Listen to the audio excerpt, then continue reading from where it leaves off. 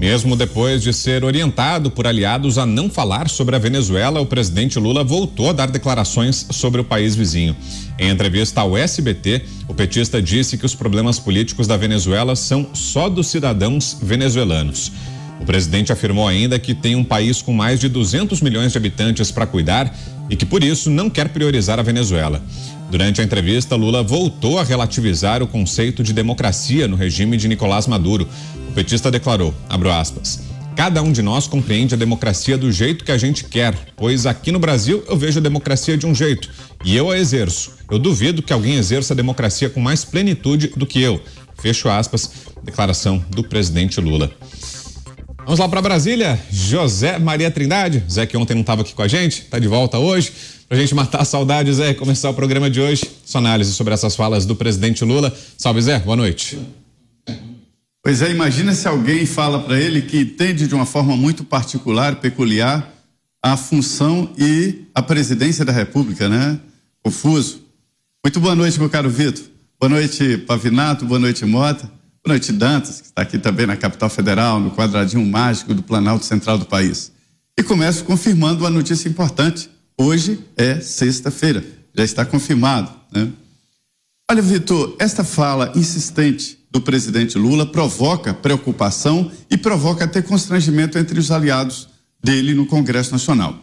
Ali no Congresso é uma caixa de ressonância e hoje o plenário esteve cheio, uma sexta-feira atípica. Eu saí de lá ainda, o plenário estava cheio, votando exatamente as mudanças no CARF e todos comentando exatamente essa história dele fazer apulpos, de tratar com cuidadinhos o Nicolás Maduro quando ele vem aqui no Brasil, de citar sempre a Venezuela e falar sobre esta subjetividade da democracia.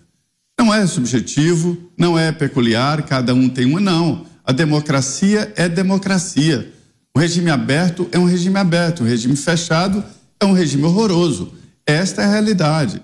A democracia, ela tem conceitos, né? Ela tem conceitos. O principal conceito da democracia é que ela é sempre renovável, ela sempre está se renovando e sempre indo para frente, nunca para trás.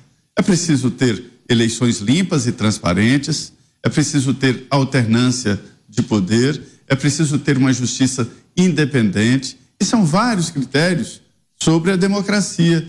É o pior dos regimes, com exceção de todos os outros, ou seja, a democracia tem sim falhas, mas é o melhor regime, exatamente por dar chances, por dar oportunidade, por tratar todos iguais. Falar em subjetividade da democracia é um pulo para tentar fraudar a democracia. E isso quem chegou no poder falando de alguém que era o ex-presidente Jair Bolsonaro, acusando o governo anterior de tentar quebrar o regime democrático. Isso aí já é uma tentativa de obstrução do poder, falar desta forma da democracia.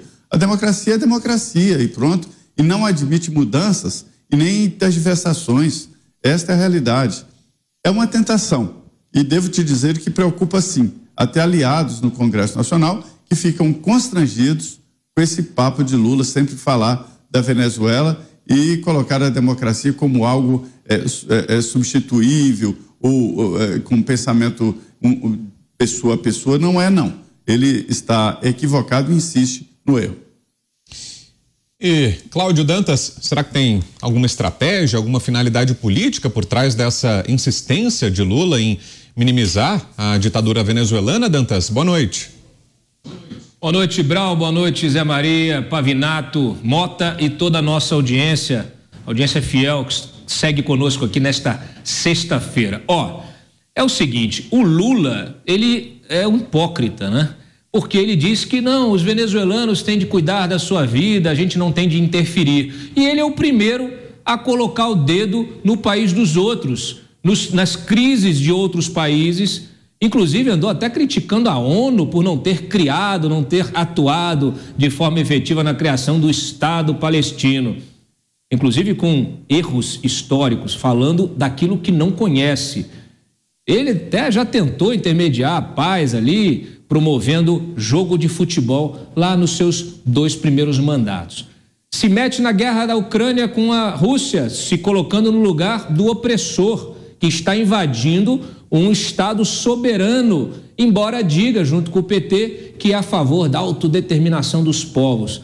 Então, essa é a esquerda, essa é a liderança exercida pelo Lula. Ele fala aquilo que ele quer ao sabor das suas conveniências pessoais, não tem nada a ver nem com conveniências políticas, são conveniências pessoais. Eu ando conversando aqui com autoridades em Brasília, inclusive lá no Supremo, que ficam realmente curiosas e até surpresas com esse tipo de tratamento que o Lula, que a pessoa do Lula tem em relação a diversos ditadores, né? Então ele está sempre massageando o ego de autocratas, de ditadores, e é sempre nessa relação pessoal, né? O meu amigo Gaddafi, o meu amigo Putin, o meu amigo Maduro. Parece que o Lula só se relaciona, só tem amizades com gente do mal. E a gente sabe, né? É aquele velho ditado: me diga com quem andas e eu te direi quem és. Essa história de que nós não temos nada a ver com a Venezuela, ela é uma agressão aos venezuelanos. Inclusive, é muito sintomático que o Lula se coloque nessa posição, uma vez, e que ignore o drama dos venezuelanos, uma vez que esse drama nos impacta. Nós temos recebido cada vez mais venezuelanos fugindo do regime de ditadura. Como nós não temos nada a ver com isso? Nós temos tudo a ver com isso, especialmente quando o Lula tenta colocar a Venezuela de volta no Mercosul, quando o Lula usa o aparato estatal para render homenagens a um tirano. Nós vivemos aqui numa democracia ou não? Nós temos tudo a ver com a Venezuela, porque a crise venezuelana já deslocou, já levou à expulsão do país de 7,5 milhões de pessoas, Lula. Você sabe o que é isso? Você tem algo ainda no seu coração além de ódio? Você não consegue se solidarizar com 7,5 milhões de pessoas? Sabe quantos presos políticos? 15 mil.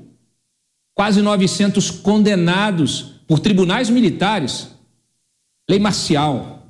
Se criticou, vai para a cadeia, vai levar tortura, vai ser estuprado, vai ser torturado, vai terminar de um jeito que a gente já sabe.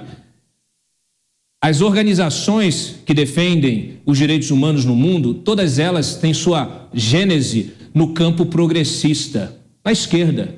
Olha só, Oxfam, Human Rights Watch, a própria ONU, o Comitê de Direitos Humanos, ao qual o Lula recorreu no seu momento lá, que se sentia injustiçado pelo sistema jurídico brasileiro, pelo sistema judicial brasileiro, todos eles têm a sua gênese à esquerda, no campo progressista. E são eles que fiscalizam, ou que tentam fiscalizar, são eles que denunciam essa crise humanitária, são eles que denunciam a ditadura que existe lá. O Tribunal Penal Internacional abriu um processo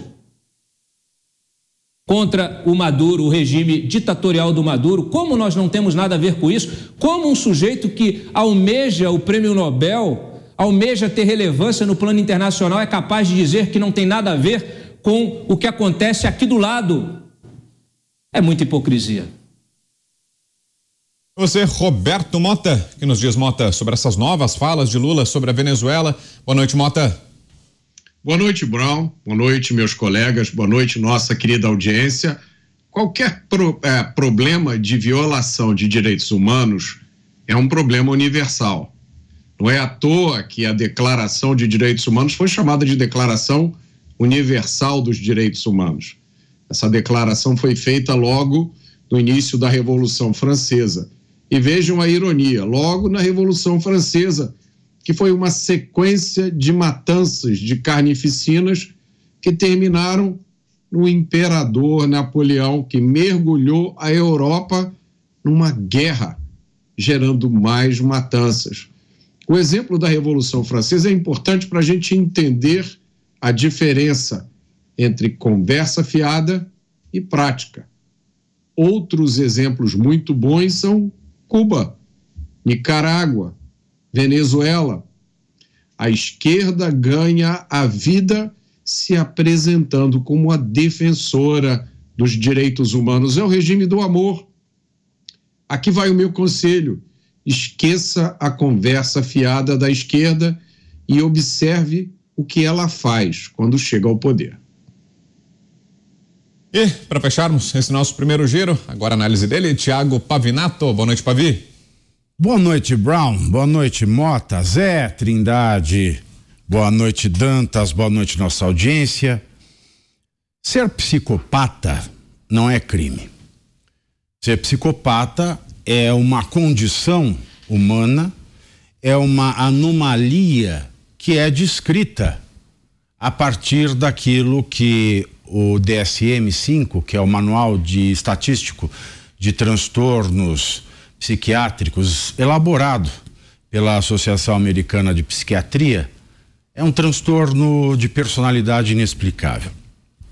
Na nossa legislação, um psicopata, ele é um sujeito perfeitamente normal, no gozo das suas faculdades mentais, mas que sabe-se lá Deus por quê, não sente empatia, não sabe sentir em si a dor do outro, não sabe mensurar o valor de sofrimento que as suas ações impõem ao outro.